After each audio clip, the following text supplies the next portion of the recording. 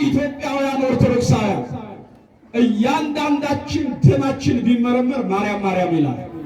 ማርያም ማርያም ይላል። አመስግኗት። አዎ እናት ስትወልድ እንኳን ማርያም ከወለደችሽ በኋላ ማርያም በሽልም አቤት እመቤታችን የሌለችበት ነገር የለም። እመቤታችን የሌለችበት ነገረ ክርስቶስ የለንም። እመቤታችን የሌለችበት ነገረ መስቀል የለንም። እመቤታችን የሌለችበት የነገረ ድኅነት ትምህርት የለንም። ክብር ለድንግል ማርያም ይሁን። እሷን የሰጠን የመማፀኛ ከተማ ጽዮን ሆይ የሚጠሉሽን እጣለዋለሁ፣ የሚረግሙሽን ሁሉ ረግመዋለሁ ነው ያላት ኢሳይያስ 5 ላይ። እግዚአብሔር በታቦተ ጽዮን ላይ አድሮ የገለጠው ክብር የሚነገርበት ታቦተ ጽዮን ዛሬ ወደ ምድረ ርስት እስራኤል የገባችበት ዳዊትም ከአቢናዳብ ጋር ሆኖ ካባውን እስኪጥል ድረስ ለታቦተ ጽዮን የዘመረበት በሱ ዝማሬ ያላገጠችው ሜልኮል የተቀሰፈችበት ታቦተ ጽዮን ወደ እስራኤል በክብር የተመለሰችበት ታላቅ በዓል ነው። እንኳን አደረሳችሁ የእግዚአብሔር ልጆች። አስቡት፣ ታቦተ ጽዮንን ይዘው የወጡ አፍኒንና ፊናስም ተቀሰፉ፣ ሞቱ በጦርነቱ። ይሄ ብቻ አይደለም የእግዚአብሔር ልጆች፣ ታቦተ ጽዮንም ተማረከች ይላል። ምን አለች? ታቦተ ጽዮንን ፍልስጤማውያን አዛጦን ወደሚባለው ወደ አንዱ ክፍለ ከተማቸው ወስደው ዳጎን በሚባል ጣዖት በሚያመልኩት በጣዖት ቤት አኖሯት።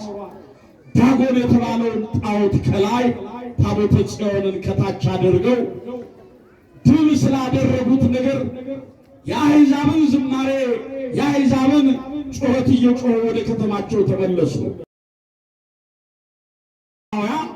አዛጦን ወደሚባለው ወደ አንዱ ክፍለ ከተማቸው ወስደው ዳጎን በሚባል ጣዖት በሚያመልኩት በጣዖት ቤት አኖሯት። ዳጎን የተባለውን ጣዖት ከላይ ታቦተ ጽዮንን ከታች አድርገው ድል ስላደረጉት ነገር የአሕዛብን ዝማሬ የአሕዛብን ጩኸት እየጮሁ ወደ ከተማቸው ተመለሱ። ጠዋት መጥተው ለዳጎን መስዋዕት የሚያቀርቡ ለዳጎን የሚሰዉ ለጣዖት የሚንበረከኩ የአሕዛብ ነገሥታት ደጃፋቸውን ከፍተው ሲገቡ ዳጎን የነሱ የሚያመልኩት ያ ግዑዙ የማይሰማው የማይለማው ጣዖት እሱ በታች ታቦተ ጽዮን በላይ ሆና አገኟት ይላል። አመስግኖት እግዚአብሔር ስለሆነው ነገር ተደንቀው ዳግም ታቦተ ጽዮንን ከታች አድርገው ዳጎንን ከላይ አድርገው ተመልሰው ሄደው በማግስቱ ሲመጡ ታቦተ ጽዮን በላይ ሆና ዳጎን ደረቱ ለብቻ እጁ ለብቻ አንገቱ ለብቻ ተቆራርጦ ደቆ ተመለከቱት ይላል። እግዚአብሔር የተመሰገነ ይሁን። በጣም ተደነቁ። ስለሆነው ነገር እያሰቡ የእስራኤላውያን አምላካቸው ብርቱ ነው አሉ። አዎ የእግዚአብሔር ልጆች፣ እግዚአብሔር ተዋጊ ነው። ስሙም ማን ነው? እግዚአብሔር ነው። በጠላታችን ላይ የሚያሰለጥን ጠላታችንን ድል እንድናደርገው ኃይልና ብርታት የሚሆነን እግዚአብሔር ነው። ከዚህ በኋላ ያችን ከተማ እግዚአብሔር በእባጭ መታት ይላል። ያኔ እስራኤላውያን ማነው ፍልስጤማውያን የእስራኤላውያን አምላካቸው ከከተማችን ካልወጣ፣ አዎ ከከተማችን መልሰን ወደ ነበረበት ካላስገባን ድነትን ሰላምን አናገኝም ብለው በአምስቱ ከተሞች ልክ 5 የወርቅ እባጭ በአምስቱ ከተሞች 5 የወርቅ አይጥ የሚመስል በአምስቱ ከተሞች 5 የወርቅ እባጭ አድርገው ታቦተ ጽዮንን አድርገው ኑ ውሰዱልን ብለው ወደ እስራኤል እንድትመለስ እግዚአብሔር በታቦተ ጽዮን ላይ አድሮ የገለጠው ክብር የሚነገርበት ታቦተ ጽዮን ዛሬ ወደ ምድረ ርስት እስራኤል የገባችበት ዳዊትም ከአቢናዳብ ጋር ሆኖ ካባውን እስኪጥል ድረስ ለታቦተ ጽዮን የዘመረበት በሱ ዝማሬ ያላገጠችው ሜልኮል የተቀሰፈችበት ታቦተ ጽዮን ወደ እስራኤል በክብር የተመለሰችበት ታላቅ በዓል ነው። እንኳን አደረሳችሁ የእግዚአብሔር ልጆች። ታቦተ ጽዮን እመቤታችን መጠጊያችን ድንግል ማርያም አማናዊቷ ታቦተ ጽዮን የእግዚአብሔር የአካላዊው ቃል ማደሪያ በእርሱ ፍቃድ በአባቱ ፍቃድ በመንፈስ ቅዱስ ፍቃድ መጥቶ ሊያድነን ቢመለከት እግዚአብሔር ወደ ምድር ተመልክቶ አማናዊቱን ከተማ ታቦተ ጽዮን ማደሪያውን ድንግል ማርያምን መረጣት። ክብርና ምስጋና ለስሙ። በሕሊናዋ ድንግል፣ በሥራዋ ድንግል፣ በሐሳቧ ድንግል የሆነችውን ጥንተ አብሶ መርገመ ሥጋ መርገመ ነፍስ የሌለባትን አማናዊቷን ጽዮን እግዚአብሔር ማደሪያው ትሆን ዘንድ መረጣት። ለዚህ ነው እግትዋ ለጽዮን ጽዮንን ክበቧት የተባለው።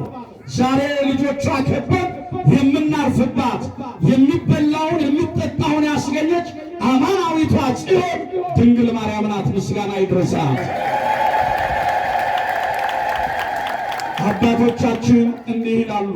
እችን ብቻ ልበልና ሐሳቤን ልጠቅልል።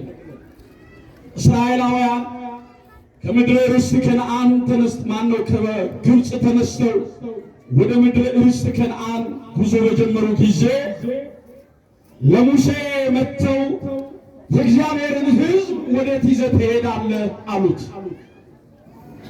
ወደ ተስፋይቱ ሀገር ወደ ምድረ ርስት ከነዓን አላቸው። ከቃሉ ጋር ናችሁ? እኔም ፀሐይ በላችሁ አይደለም? የኃጢአታችሁን ደዌ ያቅልጥላችሁ እግዚአብሔር ምሕረቱን ይስጣችሁ። ይሄ ፀሐይ ራስ ምታት አይደለም፣ በሽታችሁን የሚያቀልጥ ጤናችሁን የሚመልስ ያደርግላችሁ። አመስግኑት እግዚአብሔር። ደጉና የዋሁን ሕዝባችንን እናከብረዋለን። በወንጌል የማይደራደር በቤተ ክርስቲያን ሕይወቱን አሳልፎ የሚሰጥ ሕዝብ ነው ያለ።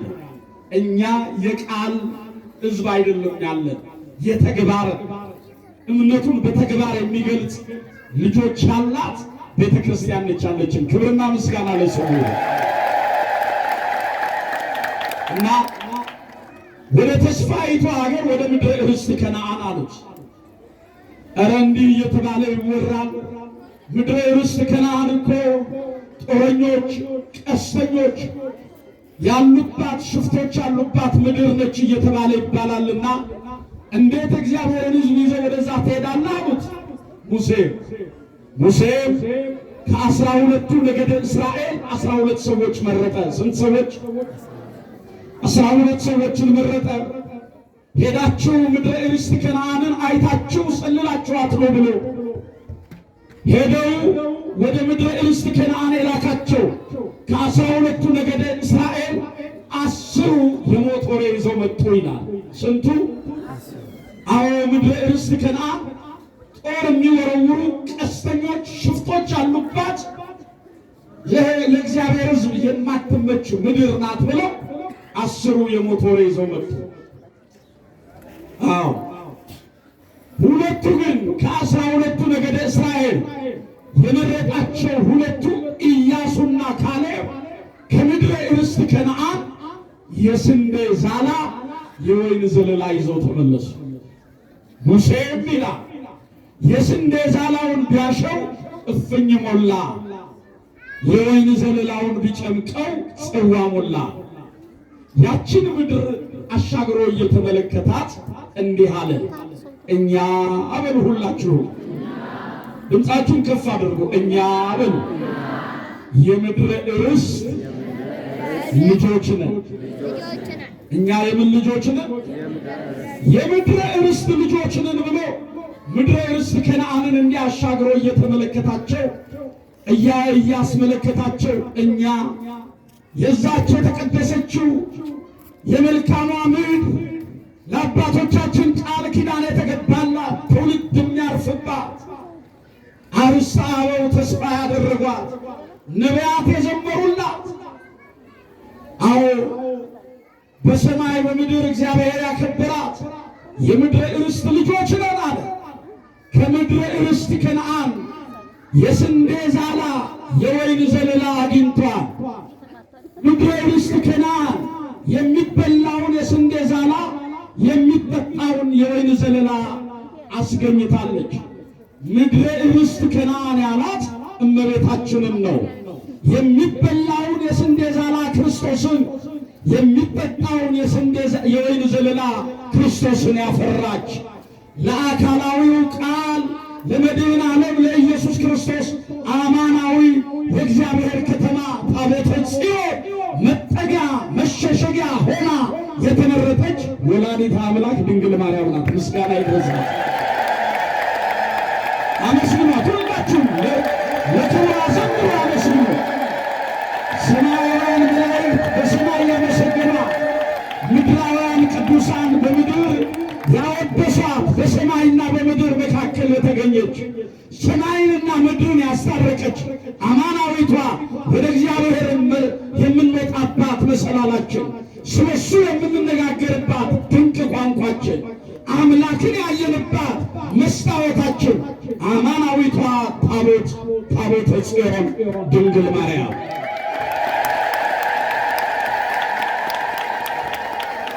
የእግዚአብሔርን የቃል ኪዳኑን ታቦት በጣዖት ቤት ሊያኖር የሚችል ማን ነው አለ። ዛሬም አማናዊቷን ታቦት የመማፀኛ ከተማ ድንግል ማርያምን ስናከብር ታቦት ማለት የእግዚአብሔር ማደሪያ መቅደስ ማለት ነው። የእግዚአብሔር ልጆች መቅደስ ሲባል ለእመቤታችን ብቻ የሚነገር ሳይሆን እኛም የክርስቶስ መቅደሶቹ ነን። የማን መቅደሶቹ ነን? የክርስቶስ መቅደሶቹ ነን።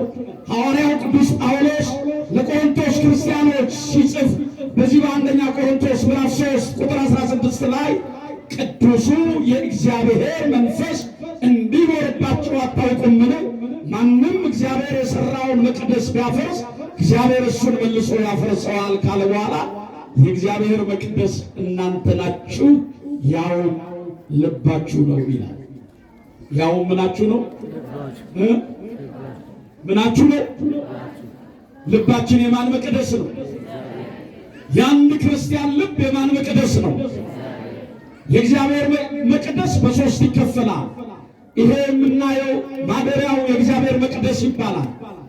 የሰው ልብ የእግዚአብሔር መቅደስ ይባላል።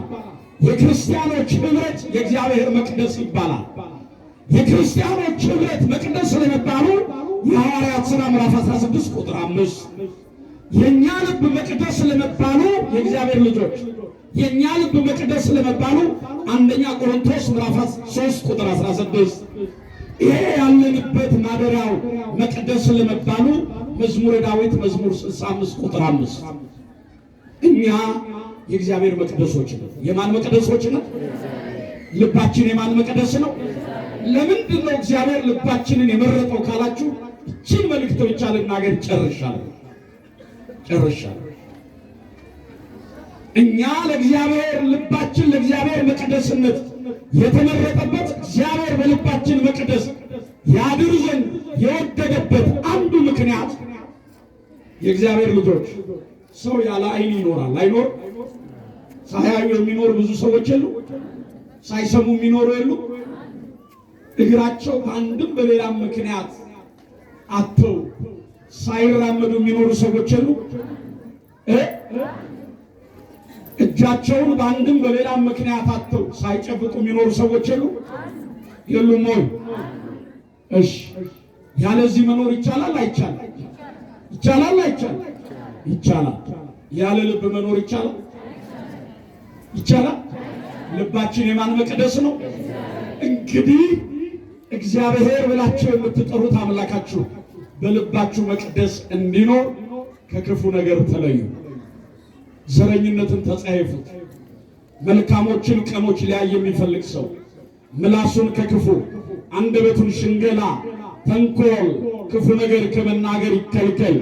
ከክፉ ፈቀቅ ይበል። ሰላምን ይሻ ይከተላት። የጌታ ዓይኖቹ ወደ ጻድቃን ጆሮቹም ለጸሎታቸው ተከፍታለች ነው የሚለው። ወደ ልባችን መቅደስ በምሕረቱ ይምጣልን። ወደ ልባችን መቅደስ በይቅርታ ይግባልን። የእግዚአብሔርን የቃል ኪዳኑን ታቦት በጣዖት ቤት ሊያኖር የሚችል ማን ነው እንደተባለው ከጣዖት ተለይተን ከክፉ ነገር ርቀን በአማናዊው መቅደስ እግዚአብሔርን እንድናከብር ማን ይርዳን። አማናዊቷ መቅደስ የተባለች ድንግል ማርያም በእሷ ምልጃ ጸንተን በእናትነት ፍቅሯ ተማጽነን ጣዕሟን በልባችን ፍቅሯን በአንደበታችን ያውልብን ያሳደረብን የዛሬ ዓመት ሰው ይበለን። እግዚአብሔርን አመስግኑ። አመስግኑት፣ አመስግኑት፣ ድገሙት፣ አመስግኑት።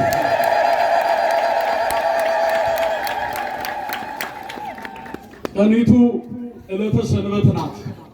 በዕለተ ሰንበት ደግሞ ድንግል ማርያምን አግኝተን ነው ኦርቶዶክሳውያን አመስግኗት፣ አመስግኗት። አዎ ይሄ ነው ዛሬ ምድራችን በድንግል ማርያም ቃል ኪዳን የተባረከችበት ይበልጥ ሀገራችን ኢትዮጵያ ገበሬው ከአጨዳ አርፎ ካገኛት ከእህሉ ዘር ላይ የመጀመሪያውን ድንግል ማርያምን የሚዘክርበት ትልቅ በዓል ነው። ህዳር 21 እስከ 25 ድረስ በታላቅ ድምቀት ያከብሩታል። በሀገራችን በኢትዮጵያ በአራቱም አቅጣጫ ዛሬ ድንግል ማርያምን ያከበርንበት የስድብ አፍ የተሰጠው ጠላት ዲያብሎስ ያፈረበት እኛም በምልጃዋ በቃል ኪዳኗ የተጎበኘንበት ታላቅ ዕለት ነው። እንኳን አደረሳችሁ።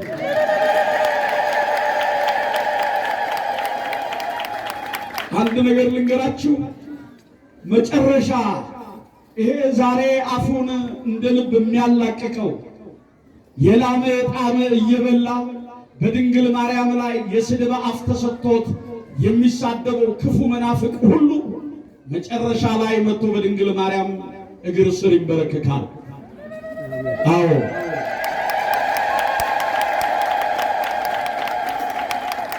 ልንገራችሁ፣ በእርሷ ምልጃ መማፀን፣ እርሷን መደገፍ፣ እናትነት ፍቅሯን መዘከር፣ ስሟን መጥራት ለተመረጡ ኦርቶዶክሳውያን ብቻ የተሰጠ ነው። ክብርና ምስጋና ለስሙ። ለተመረጡ ምንድነው ይላሉ አባቶቻችን? ጥንቸልና መሬት ማህበር ሊጠጡ ተስማሙ። ማንና ማን? ጥንቸልና መሬት። አሁን መጀመሪያ ማህበሩን ማን ያወጣ ሲባሉ አይ እኔ ደግሼ ላውጣ አለች መሬት። እየሰማችሁ ነው?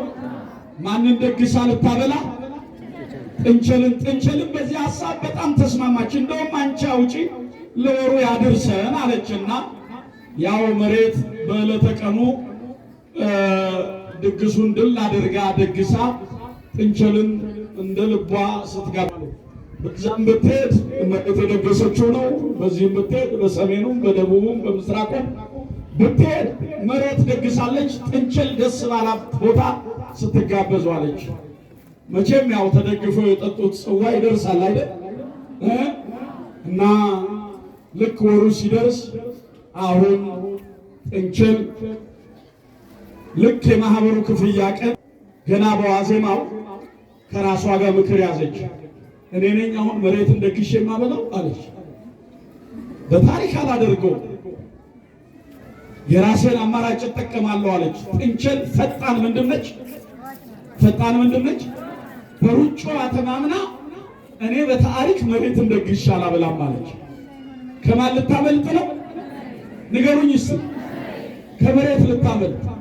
የዕለት ሁለት ጥንቸል ገና ጀንበር ጎሽ ይቀር ከመሬት ልታመልጥ ሩጫ ጀመረች። እማን ላይ ንገሩኛ? መስሎታል መስሎታል። ገብቷችኋል? ግና አንዴ ከመሬት ልታመልጥ ሩጫ ጀመረች። ተራራ ብትወጣ መሬት ላይ ነው። ቁልቁለት ብትወርድ የት ናት? ሜዳውን ብትዘልቀው የት ላይ ናት? ገደል ብትገባ የት ላይ ናት? የትም አባቷ ሄዳት። እመኑ። መጨረሻ ላይ መጥቶ ድንግል ማርያም እግር ስር ይንበረከካል። ይሄ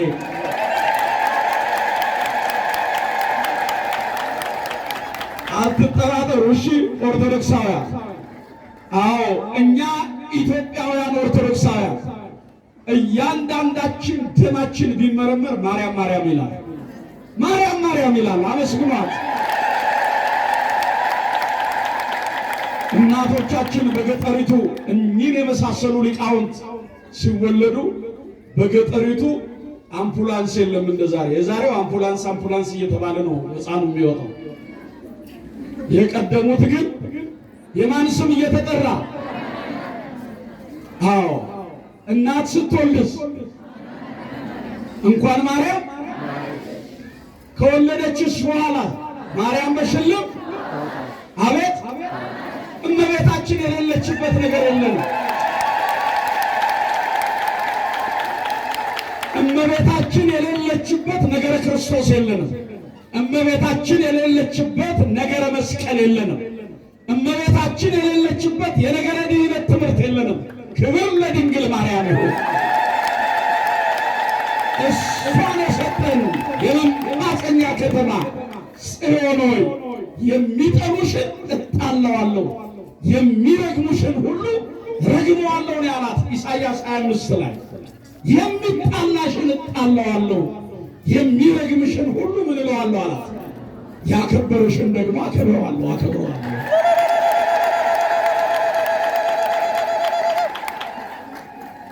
እናንተ ሰዎች አይበቃችሁ? ይበቃል። ማርያምን በጣም አበዛሁት። እንደ ቁመቴ አጠር ነው ያደረኩት አይደል? እንዴት አላችሁ? የመጀመሪያ አንድ መልእክት ላስተላልፍ ከይቅርታ ጋር። አረጋውያን ሁላችሁም ተነሱ ከተቀመጣችሁበት፣ ሁላችሁ በውጭም በውስጥም ያላችሁ። የመጀመሪያ መልእክቴ ይሄ ነው። ከዛ ሁለተኛውን መልእክት ይቀጥላል። በቃ ልትሄዱ ነው፣ አይዟችሁ። እስቲ ተንጠራሩ። ግን ከጎናችሁ ደግሞ አሁን እየሰማችሁ ነው። ሁላችሁም ተነሳችሁ። እግዚአብሔር ይቁምላችሁ በሉ። በግራችሁ በቀኛችሁ ብታውቁትም ባታውቁትም ከአንድ ቤትም ብትመጡ ከጎረቤትም ብትመጡ በድንበርም ብትጋፉ በጎጥም ብትለያዩ ይሄ ዛሬ በእግዚአብሔር ፊት አይሰራም። ይሰራል። እኛን የሰበሰበን ማን ነው? የእግዚአብሔር ፍቅር ነውና በሉ እንደምን አደርሽ እንደምን አደርክ ተባባሉ። መጀመሪያ እግዚአብሔር ይመስገን እየተባባላችሁ በዩ ልጅሽ እንደምን አደርክ ወይ አንተም እናቴ እንደምን አደርሽ በሉ ድምጻችሁን ከፍ አድርጉና ውጭ ላይ አልተሰማንም።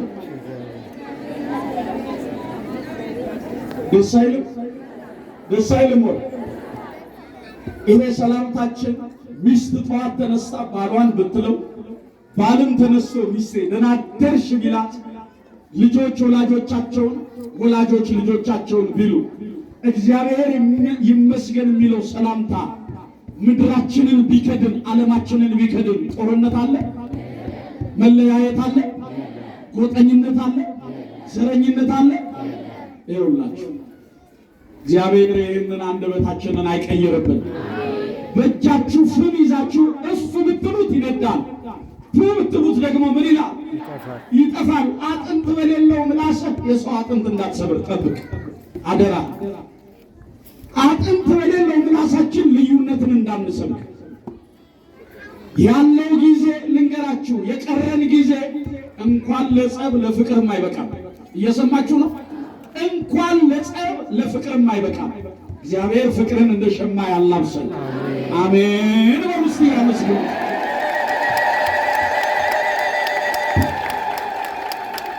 በእውነት ዛሬ እግዚአብሔር በሚያውቀው በጣም ታድያለሁ ማለት ይችላለሁ።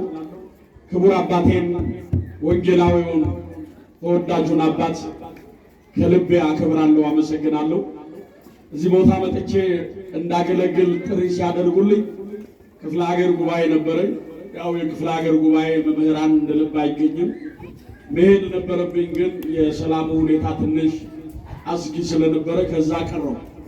አልዋሻችሁም፣ ቡልቡላ ማርያም እንደዚሁ ጥሪ ነበረኝ።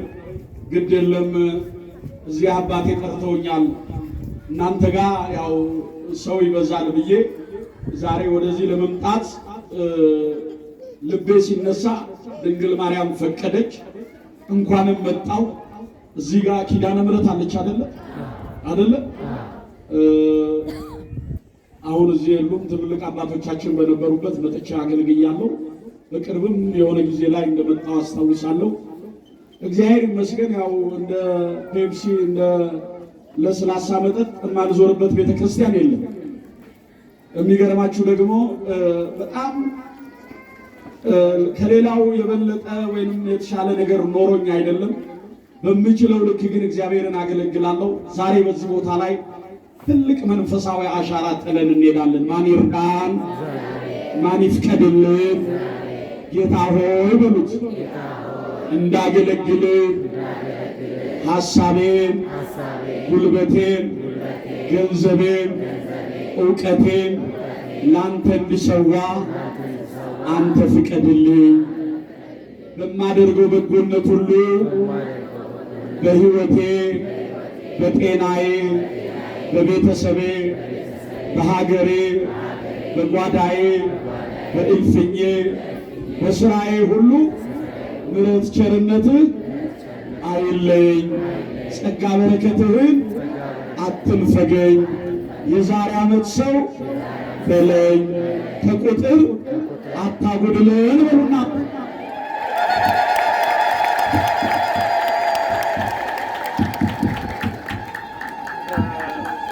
የቃል ኪዳኑ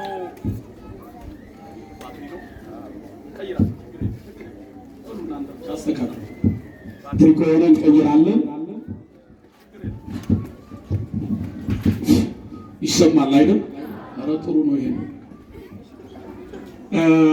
የቃል ኪዳኑ ታቦት የቃል ኪዳኑ ታቦት ዑደት እያደረገ የቦታው አቀማመጥ ያለው ነባራዊ ሁኔታ መቼም ሀገርን ያቆየች ቤተክርስቲያን በዚህ ልክ እንዲህ ስናይ ትንሽ የሚያሳዝኑ ነገሮችም አሉት። ነገር ግን ያለንን ደግሞ አክብረን ከያዝን ያለንን ከተጠቀምን የእግዚአብሔር ልጆች ፍቅር ካለን ይሄ አይጠበንም። ይጠበናል። ፍቅር ካለ ይላሉ። እቺን አባባል ልብ በሉና መርምሯት። 50 ዳቦ ለባልና ሚስት ይበቃል።